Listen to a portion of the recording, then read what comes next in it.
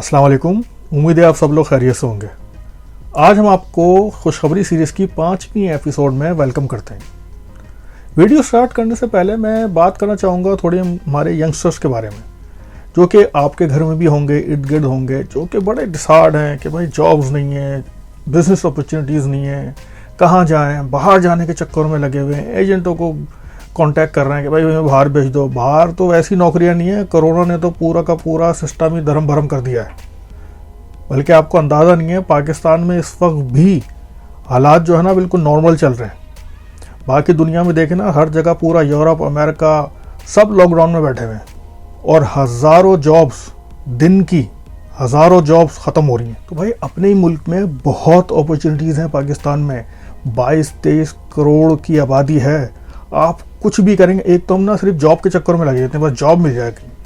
भाई बिजनेस करो, self employed बने हो, उसमें इतना आपको फ़ायदा मिलेगा क्योंकि पाकिस्तान में प्रोडक्शन बहुत कम है और कंज्यूमर बहुत ज़्यादा है। तो कंज्यूम करने वाले ज़्यादा हैं मगर प्रोडक्शन कहीं पर भी नहीं है। आप यकीन करें, कोई भी प्रोडक्ट आप उठाएं और उसको बनाना शुरू कर दें, वो बिकेगा। क्योंकि आप अपने इर्द गिर्द ही देख लें तो आपको कुछ भी नहीं मिलेगा। छोटी मोटी एक कमरे से भी आप स्टार्ट बिजनेस करें तो आप बहुत कुछ कर सकते हैं। बस हमें ये बताया जाता है कि भाई वो देखें इंडिया ने कैसी तरक्की कर ली। भाई अगर कोई इंडिया से कोई आए ना तो उससे पूछेगा, या कोई इंडिया गया उससे पूछेगा, आपको पता तक नहीं है कि गुर्बत होती क्या है। पाकिस्तान में कोई भूखा नहीं सोता। अगर कोई भूखा सोएगा ना, वो अपनी मर्जी से सोएगा।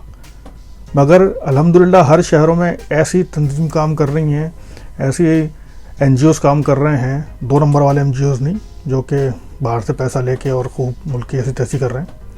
प्रॉपर सलानी वाले हो गए, ईदी वाले हो गए, और प्राइवेटली बहुत से लोग ऐसे हैं जो कि खाना भी खिलाते हैं, पैसे भी देते हैं, बाकायदा बच्चियों की शादियां तक करते हैं, जहेज़ तक देते हैं। इतनी हेल्प है ना पाकिस्तान में।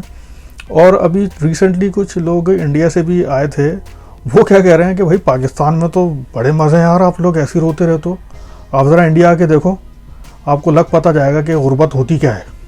मतलब यहाँ तो गरीब भी भाई चिकन खा ही लेता है। मतलब चिकन गोश्त तो एक त्यौहार तो त्यौहार खाया जाता है वहाँ पर। तो खैर बात ज़रा लंबी हो गई, क्योंकि यंगस्टर्स को थोड़ा सा बूस्टअप करना है हमने, क्योंकि वही हमारी कंट्री के लिए फ्यूचर वही है, उसको इस कंट्री को आगे लेके चलना है। अब एक लीडर आ गया है, वो काम कर रहा है आपके लिए। तो इंशाल्लाह आप देखिएगा कि कितनी जल्दी, कितनी ज़्यादा पाकिस्तान में इन्वेस्टमेंट आ रही है, कंपनीज आ रही हैं, लाइन लगी हुई है। और CPEC का जो है पहला फेज़ ख़त्म हो चुका है, दूसरा फेज़ शुरू हो चुका है। पहला फेज़ में क्या था कि रोड वर्क्स हो रही थी, पूरा एक रोड मैप तैयार होना था, जिसमें पूरे कंट्रीज़ में रोड बिछानी थी, जो कि तकरीबन बिछ चुकी हैं। अब सिर्फ थोड़ी बहुत जो हैं वो गवादर में कुछ पैचेस रह गए हैं, जो कि पूरे गवादर को पूरे मुल्क से कनेक्ट कर देंगे और फिर वहाँ से एक्सपोर्ट होगा सारा, या अफगानिस्तान से लेके पूरा सेंट्रल एशिया और रशिया तक सारा कुछ जाएगा। और कंपनियां धड़ाधड़ आ रही हैं। तो ये अभी इनिशियल स्टेजेस हैं, इसका आपको नज़र नहीं आएगा, मगर जब ये मेच्योर हो जाएंगी ये सारी चीज़ें, मुल्क में इतनी तेज़ी से इतनी तरक्की होगी कि आप संभाल नहीं पाएंगे। तो पहले फेज़ में रोड वर्क्स होना था, रोड बननी थी और पावर प्लांट लगने थे, जो कि वो कंप्लीट हो चुके हैं। अब आप बोलेंगे कि भाई पावर प्लांट्स अगर लग गए हैं तो बिजली कहाँ है, अब हम तो अभी भी लोड शेडिंग में बैठे होते हैं। तो ये आप ये देखें कि मुल्क में बिजली तो बहुत है, बल्कि जितनी हमें चाहिए ना उससे ज़्यादा ही बिजली मुल्क में मौजूद है। वो इसलिए लोड शेडिंग होती है क्योंकि जो लाइनें लगी हुई है ना, वो लोड बर्दाश्त नहीं कर पाती, वो उनको ठंडा करने के लिए फिर ये लोड शेडिंग की जाती है। और बाकी जो दूसरी लोड शेडिंग की वजूहत ये भी हैं कि वो चोरी, इंडस्ट्रीज़ भी, फैक्ट्रियाँ जो लगी हुई हैं वो भी अभी तक चोरी करती हैं। सिंध का तो बुरा ही हाल है। कराची में KC ने मसला किया हुआ है, बाकी हैदराबाद और मीरपुर ख़ास और जितने भी अंदरूनी सिंध के हैं वहाँ पर तो वैसी चोरी इतनी होती है। हर कमरे में AC लगा हुआ है और AC फुल करके सोएंगे, ऊपर से कम्बल डाल लेंगे। भाई एक तो चोरी कर रहे हो, ऊपर से हल्का चला लो भाई थोड़ा सा। तो मुल्क का हम ख्याल करेंगे नहीं, मगर सब फैसिलिटीज़ हमें मिल जाएँ, मगर हमने कुछ नहीं करना।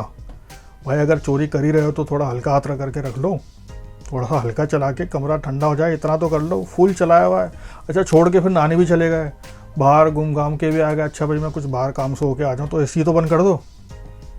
क्योंकि बिल देना नहीं है, सेटिंग है, इसलिए बस चल रहा है तो चल रहा है। तो भाई मुल्क का तो नुकसान हो रहा है ना, ये भी तो सोचें। एनीवे बात कहाँ से कहाँ निकल गई। तो सीपेक फेज़ 2 शुरू हो चुका है। अब फेज़ 2 क्या है? फेज़ 2 के अंदर स्पेशल इकोनॉमिक जोन के तहत इंडस्ट्रीज़ लगेंगी, जिसमें टेक्सटाइल, फार्मास्यूटिकल, मोबाइल और डिफरेंट इंडस्ट्रीज़ जो हैं वो अब चाइना से पाकिस्तान एक्सटेंड होने जा रही हैं। तो 25 चाइनीज़ कंपनीज़ ने इस्लामाबाद इंडस्ट्रियल सिटी, जो कि 4000 एकड़ पर मुश्तमिल है, उसमें जगह हासिल कर ली है और उसके अंदर काम शुरू होने जा रहा है, कंस्ट्रक्शन शुरू हो चुकी है। और ये सिटी आइडियली लोकेटेड है, बिल्कुल M4 के बराबर में है। तो जब यहाँ पर इंडस्ट्रीज़ लगेंगी तो बड़ा ईजिली मूव अराउंड कर सकेंगे। और अब फैसलाबाद में 2 इंडस्ट्रियल सिटी बन रहे हैं, जिसके अंदर 357 अरब रुपए की इन्वेस्टमेंट जारी है। और अब इसी के तहत, क्योंकि अब वहाँ पर जब इंडस्ट्रीज़ लगेगी तो फॉरेन इन्वेस्टमेंट आएगी, फॉरेन कंट्रीज से लोग आएंगे, तो वहाँ पर अब कराची और लाहौर की तरह अब फैसलाबाद में भी एक बहुत बड़ा एक्सपो सेंटर बनने जा रहा है। उधर गवादर में भी एक बहुत ही ज़बरदस्त फ्री जोन बनने जा रहा है, जहाँ पर जो भी इंडस्ट्री लगाएगा उसको टैक्सेस में छूट दी जाएगी।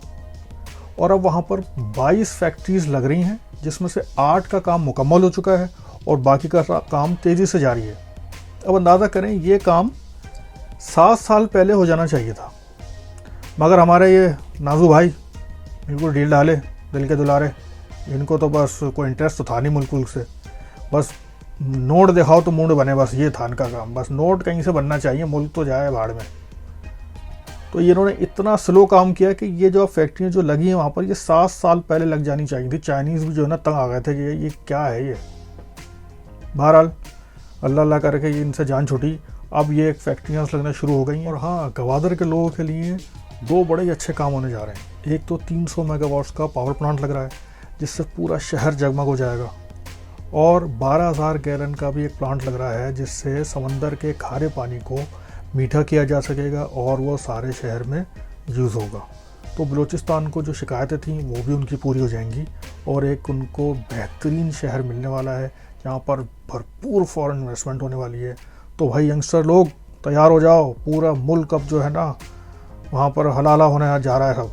तो बहुत अपॉर्चुनिटीज़ आने वाली हैं। थोड़ा सा हिम्मत करें, बाहर भी निकलें, थोड़ा अपने शहर से ही बाहर नहीं निकलते ना, वहीं पर ही बस 2 किलोमीटर के अंदर अंदर ही हमारे सारे काम हो जाएं। भाई थोड़ा बाहर निकलें, ट्रैवल करें, दूसरे शहरों में जाएं, देखें क्या हो रहा है। बहुत सारी अपॉर्चुनिटीज़ हैं और ये अब कामयाब नौजवान भी है, रोज़गार नौजवान है, इसके अंदर भी पार्टिसिपेट करें। यहाँ से भी कुछ जाएं, बहुत सारे एडवाइज़र बैठे हुए हैं, वो आपको एडवाइस भी करेंगे। बहुत सारी जो बड़ी बड़ी जो कंपनीज़ हैं, फैक्ट्रीज़ हैं, उनके जो हेड हैं, CEO हैं, उनसे जाके मिलें। डिफरेंट एक्सपो सेंटर होते हैं, वहाँ जाएं, नॉलेज लें, थोड़ा सा एक्टिविटी करें, थोड़ा सा अपने आप को हिलजुल करें, थोड़ा एक्टिव करें। तो जब जितना आप लोगों से मिलेंगे, जितनी बिज़नेस कम्युनिटीज़ में बैठेंगे, उतने आपको रास्ते मिलेंगे। अपॉर्चुनिटीज़ हैं, हम उसको अवेल नहीं कर पा रहे। और वैसे भी आप वेस्ट में देखें, जितने भी जो बिज़नेस जो जर्नल्स वगैरह या न्यूज़पेपर वगैरह निकलते हैं, उसके अंदर कितनी दफ़ा वो कह चुके हैं कि next century belongs to South Asia, जिसके अंदर वो टॉप पर पाकिस्तान को रखते हैं, जिसमें इसके बाद फिर बांग्लादेश है, फिर ईरान है। इंडिया को तो वो अभी उनको सबको पता है कि इंडिया को इस वक्त पूरा वेस्ट सपोर्ट करता है, सिर्फ किस लिए? चाइना की टक्कर के लिए, वरना वो सिर्फ बबल है, वो कभी भी बढ़ जाएगा। एनीवे, फिर किधर निकल गए। बहरहाल तो अब आप ये देखें कि पिछले 7 साल जो PTI से पहले जो 7 साल थे, जिसमें 5 साल नून लीग के गुजरे और 2 साल पीपल्स पार्टी के, उसके अंदर जो टोटल जो रोड्स बनी वो 2047 किलोमीटर पर बनी और इसके अंदर पैसा भी ठीक ठाक मालूम अच्छा खाया गया।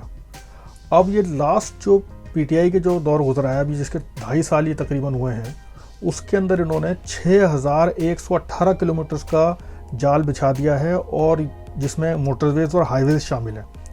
और ये वो रोड्स हैं जो कि ज़बरदस्ती वाले नहीं, कि सिर्फ लोगों को दिखाने के लिए, वोट हासिल करने के लिए वह रोड्स बना दी, मोटरवे बना दी, जहाँ ज़रूरत भी नहीं थी वहाँ मोटरवे बना दी। ये बिल्कुल प्लानिंग के तहत बनाई गई हैं, जहाँ ज़रूरत है वहाँ पर बनाई गई हैं। जिसके अंदर अब एक सक्खर टू हैदराबाद मोटरवे है, जिसका इसी साल यानी अगले साल 2021 में आगाज़ होने जा रहा है। और फिर एक मोटरवे सवात में चकदार से कलाम, और एक मोटरवे चकदार से चतराल, उसका काम भी चंद महीनों में स्टार्ट होने जा रहा है। और इसी तरह कराची से कोयटा की जो नेशनल हाईवे थी जहाँ पर बहुत ज़्यादा एक्सीडेंट होते थे, उसको भी अपग्रेड करके एक्सप्रेस वे में तब्दील किया जा रहा है और जिसको एक्सटेंड किया जाएगा चमन तक। तो ये आज की एपिसोड थी। तो आप यकीन करें बहुत ज़्यादा एक्टिविटीज़ हो रही हैं। पाकिस्तान के स्टॉक मार्केट भी सबसे नंबर 1 पे और नंबर 2 पे जा रही है इस वक्त वर्ल्ड में, कराची की स्टॉक मार्केट। तो बहुत सारी अच्छी इंडिकेशंस हैं, थोड़ी हिम्मत रखें और इंशाल्लाह खान साहब ने कहा था ना कि एक दिन वो ज़रूर आएगा जब बाहर से लोग पाकिस्तान में नौकरियाँ करने आया करेंगे, और वो दिन बहुत करीब है। जी मैं आपसे मुखातिब हूँ, बहुत करीब है इंशाल्लाह। उम्मीद है आपको वीडियो पसंद आई होगी। प्लीज़ इसको शेयर करें, लाइक करें, अपने मुल्क के लिए दुआ करें, अपने लिए दुआ करें, हमारे लिए भी दुआ करें, और अपना ख्याल रखिएगा और इस चैनल का भी ख्याल रखिएगा। Thank you very much. अल्लाह हाफिज़।